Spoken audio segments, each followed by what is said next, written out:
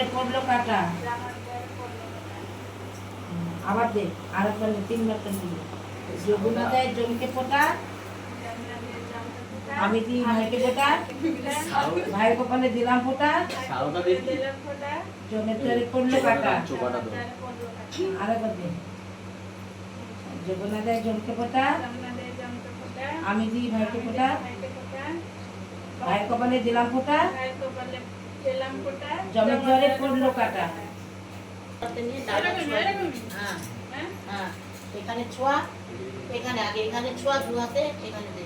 এরকমই না এরকম চুমাতে পারো না? চুমাতে শিখনি?